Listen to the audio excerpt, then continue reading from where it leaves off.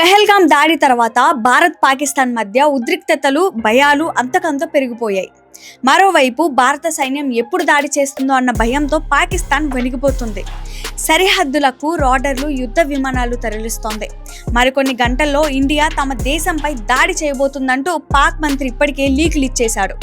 దీంతో రెండు దేశాలు యుద్ధానికి సిద్ధంగానే ఉన్నట్లుగా అనిపిస్తోంది. హాట్ లైన్ లో హాట్ డిస్కషన్ నియంత్రణ రేఖ వెంబడి అంటే ఎల్ఓసి వెంట పాకిస్తాన్ గత కొన్ని రోజులుగా కాల్పులు జరుపుతూనే ఉంది. ఇండియన్ ఆర్మీని కవ్విస్తూనే ఉంది. వాట్ ఈస్ దిస్ అంటూ భారత military operations director general Pak army director general తో హాట్ లైన్ లో మాట్లాడారు.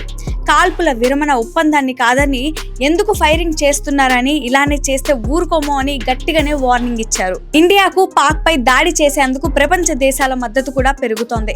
కాశ్మీర్ వివాదాన్ని పూర్తిగా పరిష్కరించాలంటే పిఓకేను ఇండియా స్వాధీనం చేసుకోవాల్సిందేనని సూచించారు Britain MP lord Meghnath Desai. అదొక్కటే ఉగ్రవాద సమస్యలకు సొల్యూషన్ అన్నారు. పిఓకే ఎప్పటికీ భారత్దే అన్నారు ఆయన. బ్రిటన్ విదేశీ వ్యవహారాలు మంత్రిత్వ శాఖ సైతం ఇండియాకు అండగా నిలిచింది.